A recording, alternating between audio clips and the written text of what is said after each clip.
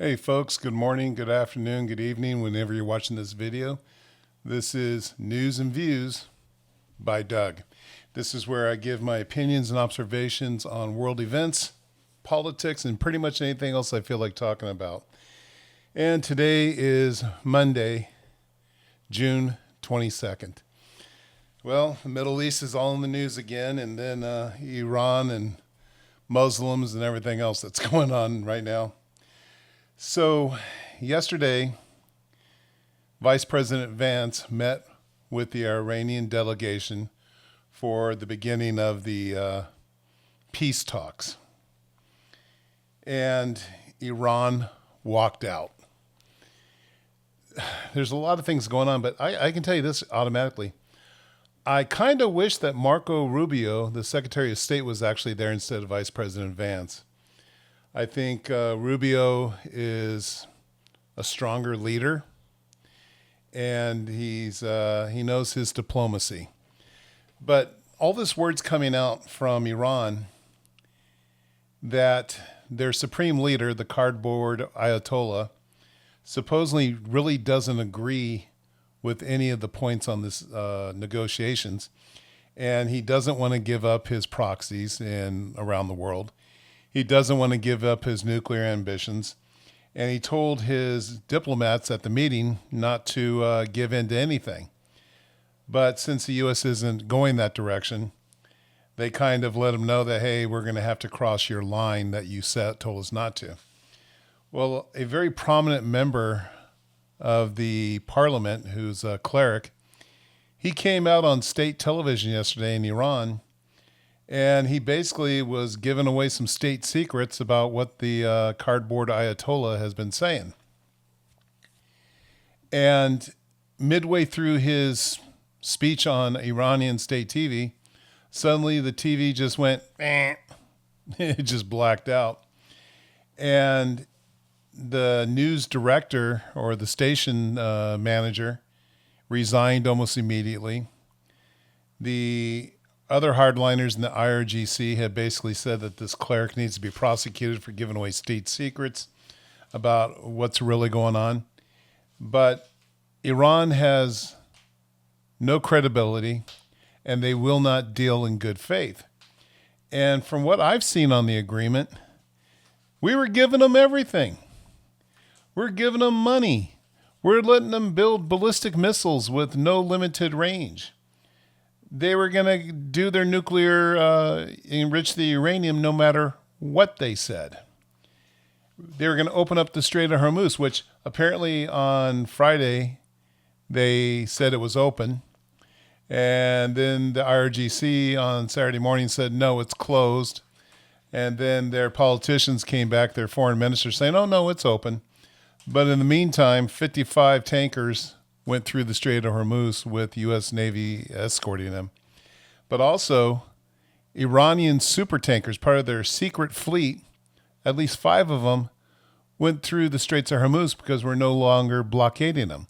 So there's some money for them. They're going to take that oil and either go to China or India somewhere and get some money for it. So, what's President Trump going to do? And quite honestly, Mr. President, if you were to listen to the common man, don't agree to anything that the Iranians want. Unconditional surrender is what you said you would accept in the beginning. Well, make it the end. Regime change? Yes. We need to get rid of the IRGC. We need to get rid of the clerics and the mullahs and the ayatollahs and let the people be free. So here in the United States during World Cup, just the other day in the Los Angeles area, some anti-regime Iranians were protesting because the Iranian team was playing in LA. And some of the pro-regime people showed up, and there was fighting going on. You'll see the video. And it was getting out of control, and the CHP came in and separated them. But, we had men from the pro-regime attacking women and other people from the anti-regime. You'll see that in the video.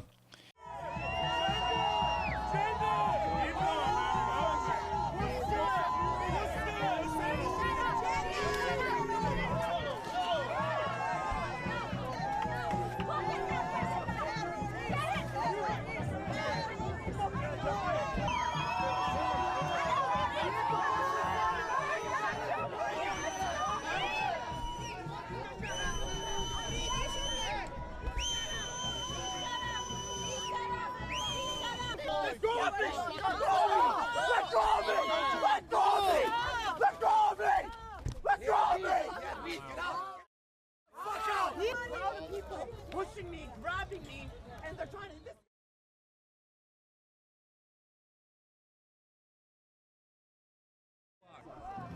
You see what we're talking about? Go. I don't care. You get in his face. Go. Get the fuck up here.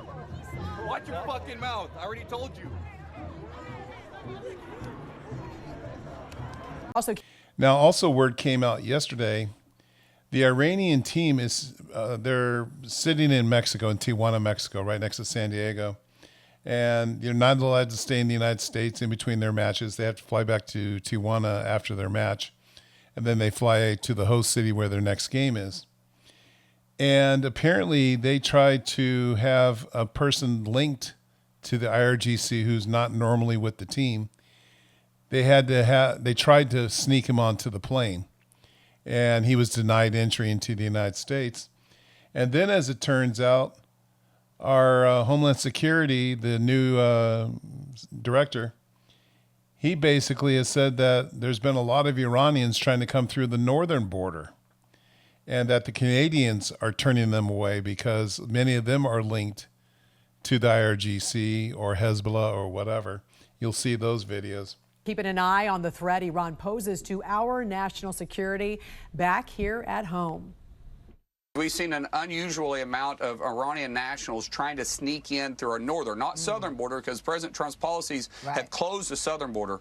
So our northern border, we've seen our arrests go up daily on Iranian nationals, and we have a good partnership with our Canadian partners that have been able to help apprehend them too. But it's worrisome because the amount of influx we see and the amount of connections we have when we capture the people that they have direct ties to the IRGC.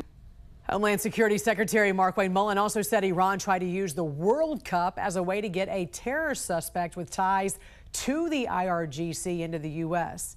He was coming in as part of its support team for the soccer staff.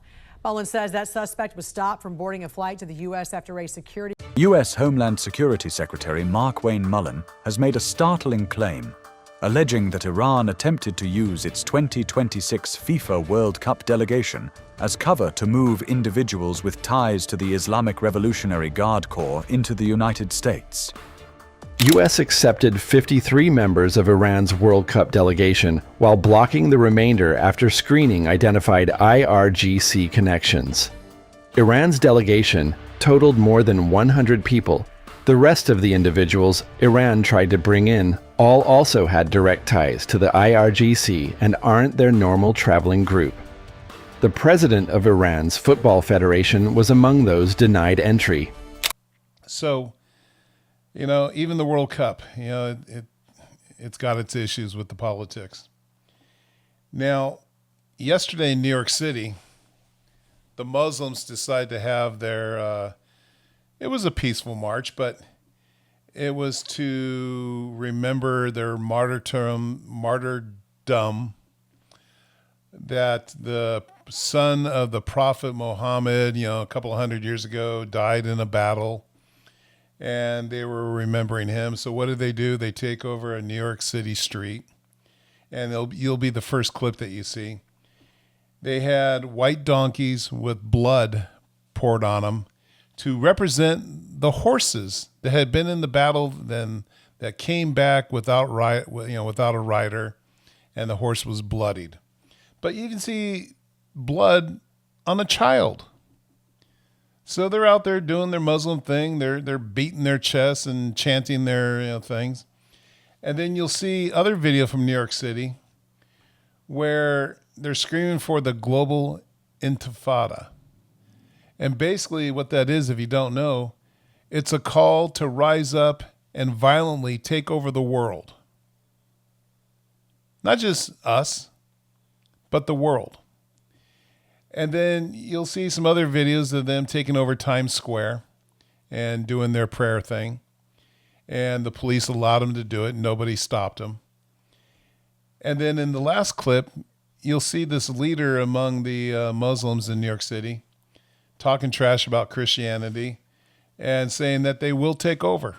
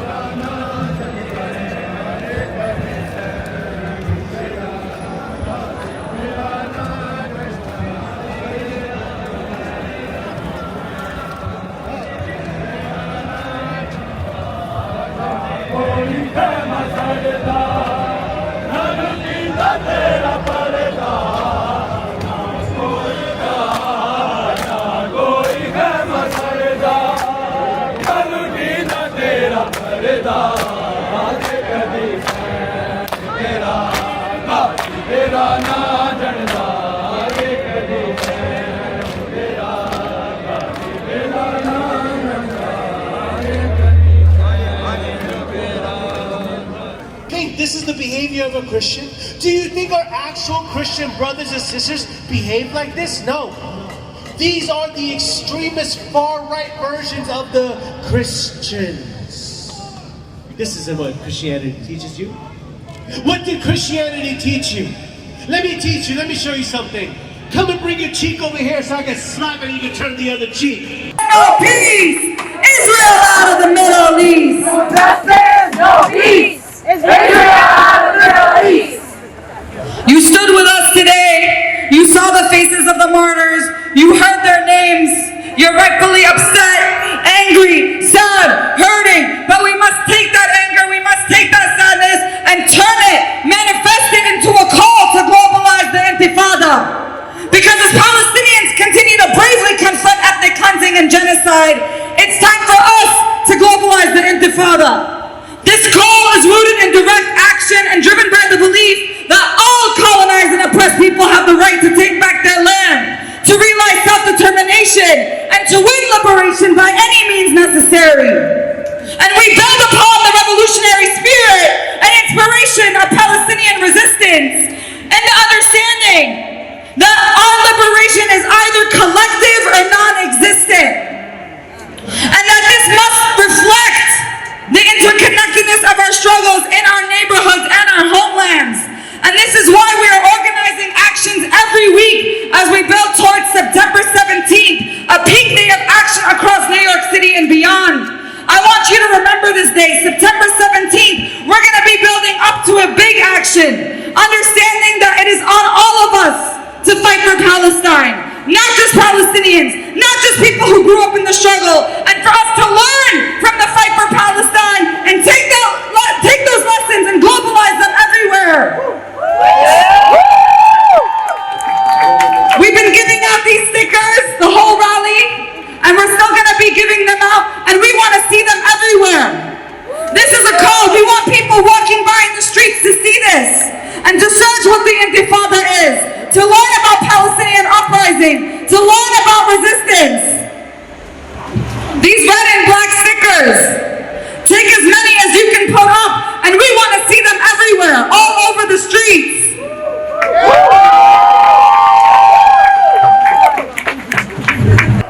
By creating new points of leverage for our movement based on our interconnectedness. Because although the struggles arise from different places in the world, the forces that we are fighting against are all the same. They are all interconnected parts of the same oppressive system. We must organize in our communities to support Palestinian liberation. Free, free Palestine! Free, free Palestine! Free, free, free Palestine! Free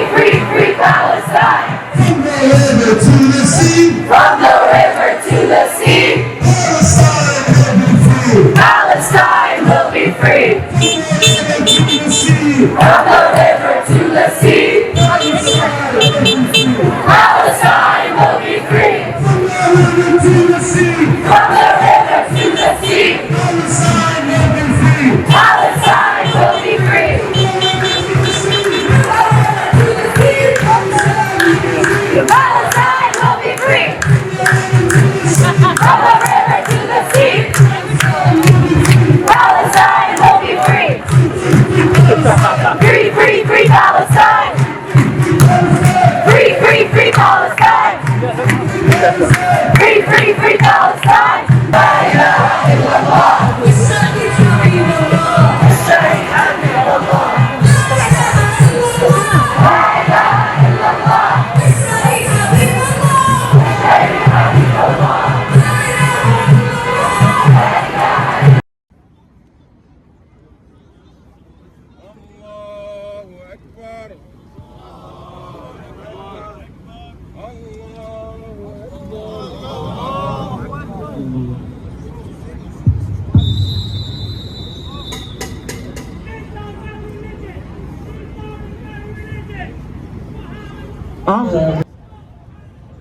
لك الحمد الله أكبر الله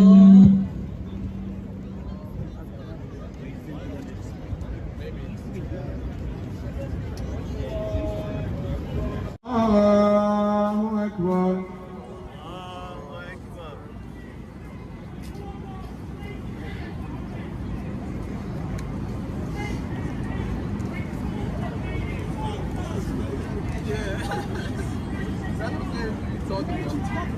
Listen, I'm not taking nobody serious. الأحوى سنقرئك فلا تنسى إلا ما شاء الله. Those videos where they're like, oh my God, the Muslims are taking over New York City. You seen those? You seen those? Let them know that we are taking over New York City. Do you think this is the behavior of a Christian? Do you think our actual Christian brothers and sisters behave like this? No. These are the extremist far-right versions of the Christians. This isn't what Christianity teaches you. What did Christianity teach you? Let me teach you. Let me show you something. Come and bring your cheek over here so I can slap it and you can turn the other cheek. What are the thoughts on what you're seeing here? Oh, it's on a number of levels just outrageous. Ultimately, we're Christians. I don't know what your channel's all about or anything, but to us, this is scandalous because, number one, it's an affront to the God of the universe. Muhammad was a false prophet. Allah is a false God. And number two, everything that Islam stands for is contrary to just basic American values and decency. So do you not feel that Islam is compatible with the West? No, their ideology? No, absolutely so not. what about their ideology do you feel is not compatible with it? Well, number one, they don't believe in religious freedom or in the freedom of speech. Muslims, even in the West, have been outspoken about that. Obviously, in some context, it's not advantageous to admit that. But if you look at some of the prominent Islamic da'is, as they're called, the equivalent in Islam of an evangelist, yes, they are pretty outspoken that Islam does not believe in freedom of religion. And what the Muslims do, they come in mass numbers in immigration. They're real quiet at first. They have their children and they populate themselves. I mean, these people average, 8 to 15 kids. And they get their population up, and then they slowly get elected into the school boards and city councils. And then eventually they get into Congress and become other political leaders, and that's how they slowly take over. But the thing is, we need to stop non-Native Americans from getting into high-ranking offices, whether it be Congress, the Senate, and higher up, governorship even to the lower point. They shouldn't be allowed in our government if you're not a native of this country. You can't be the president of the United States if you're not a native. And I guess that also means the vice president's office, because I've always wondered what would happen if something really bad happened and the president was, taken out, and the vice president, there's that TV show Designated Survivor where everybody was wiped out, half of Congress and all the, top political leaders, and they have an order of succession that go down. Well, what happens if the House Speaker is a non-native? They can't become president, so it just keeps dropping down. And I'll tell you what, America, we're in trouble. We're allowing them to take over, and they're already saying they've taken over New York City, and we already know they've taken over Minneapolis and certain places in New Jersey. Europe just voted last week to start deporting all these Muslim refugees. Just send them back to Syria, send them back to wherever they came from. And so Europe's finally waking up. And Keir Starmer did resign as the Prime Minister of England today. And he ruined the country. He was the Joe Biden of the United Kingdom. He had open borders. He allowed all the Muslim and Africans to move in. And the Pakistanis took over.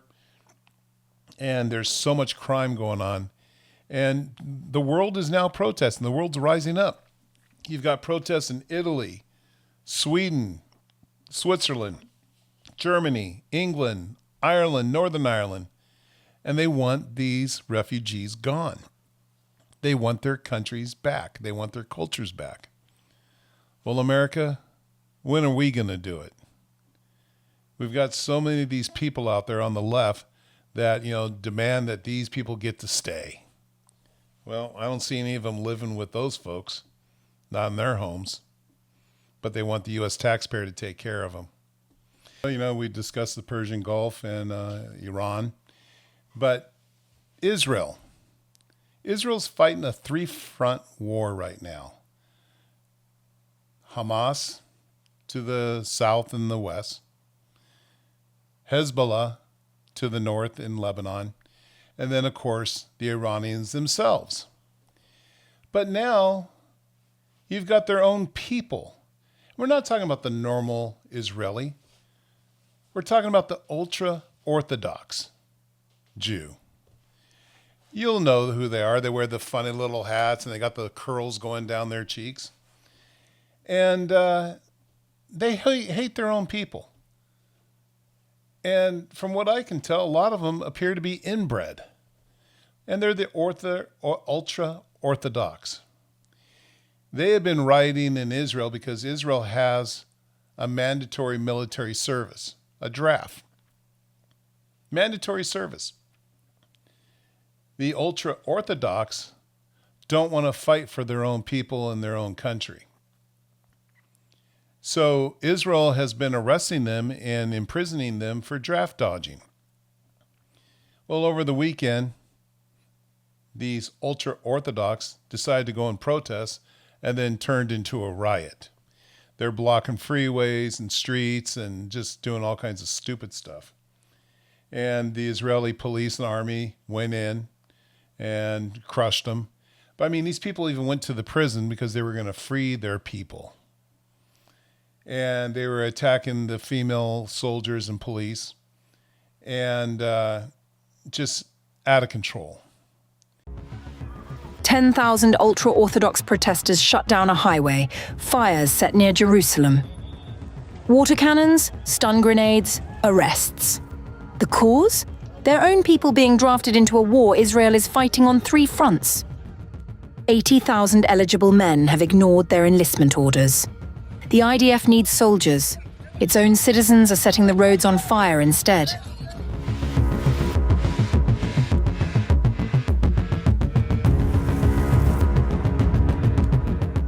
Israel's deepening battle over military conscription has spilt onto the streets as ultra-Orthodox protesters intensified demonstrations against the arrest of draft evaders, blocking major highways, clashing with police, and threatening further nationwide disruption. On June 18th, Haredi protesters blocked roads and set fires near Jerusalem's Shabbat Square. Police deployed large forces to the area, using water cannons and crowd control measures to clear roads and assist stranded motorists.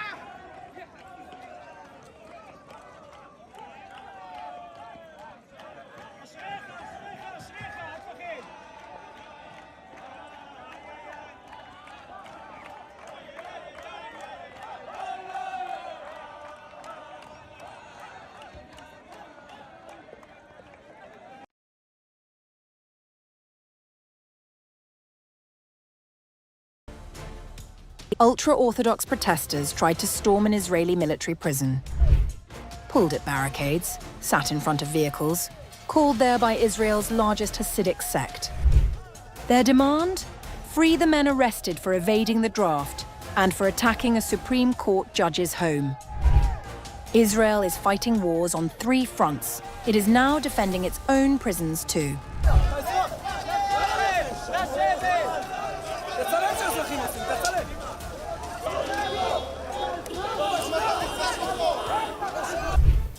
Israel's military draft battle has spilt onto the streets. Outside Military Prison 10 in Beit Lid on June 22nd, ultra-Orthodox protesters and IDF supporters faced off as tensions erupted over the arrest of draft dodgers and Israel's controversial Haredi conscription law. Footage circulating on social media shows the protesters attempting to pull down barricades and sitting in front of vehicles at the entrance to the base as police try to intervene and clear them away. The protesters were called to gather by the Gur dynasty, the largest Hasidic sect in Israel. One protester held a sign calling for the release of those detained over draft evasion, urging authorities to free what it described as Justice Noam Solberg's hostages, along with other Haredi men being held in military prison. Solberg has become a focal point of such protests, following his order to increase arrests of draft evaders, the peak of which took place on June 3rd when a Haredi riot broke out outside of his home. The extremist protesters caused significant property damage by smashing windows, damaging his car, and attempting to break into Solberg's house before attempting to flee the scene. Cards with an Israeli flag with a swastika were found, scattered in and around the home. Meanwhile, Israeli media reported that the Gur Hasidim sect is planning a much larger demonstration for Wednesday. According to Winnet, a convoy is expected to depart from various points across the country and head towards Military Prison 10, slowing traffic and blocking roads. The convoy is reportedly scheduled to take place between 4 p.m. and 8 p.m. in coordination with the Israel police, unlike previous Haredi protests that have caused massive traffic jams. At the same time, Yechiel Kotiner, a young member of the Gur Hasidic community whose arrest last week triggered an unusual wave of protests within the group, was released from military prison on Sunday night. Kotiner was freed after serving 6 days of a 10-day sentence and was escorted from prison by family members and community representatives. The controversy began last week when Kotiner arrived at a military induction office to arrange a medical exemption from military service. Kotiner is not a yeshiva student, but works at Hasidic institutions near the residence of the Gur Rebbe. Despite the purpose of his visit, the authorities decided to arrest him immediately on suspicion of desertion and transfer him to prison. The arrest caused widespread anger in the community, particularly due to a recent family tragedy. Only weeks earlier, Kotiner's brother, Raphael Ari, of blessed memory, was killed in a fatal road accident. Well, guess what? We have those same types of Jews in the United States. Haredi or Hasidic, I don't know which ones they are, but they're the ultra-Orthodox, and they cause a lot of problems here in the United States. And they all live in their own little communities. And they don't like outsiders. They don't like anybody from outside. And again, many of them appear to be inbred. You know, the gene pool doesn't go too far outside the community. So Israel not only has to deal with the Muslim enemies around them, now they have to deal with their own ultra-Orthodox Jew. I feel bad for Israel. So anyways, that's my opinion. What's yours? Hope you like and subscribe to this channel. And as I always say, be aware of your surroundings. Keep your eyes open. If you see something, say something. Take care of your family and friends. God bless you and God bless America. You take care. And today's quote is, President Reagan once said that most people wonder if they've made a difference in the world. He said, U.S. Marines don't have that problem. Semper Fi.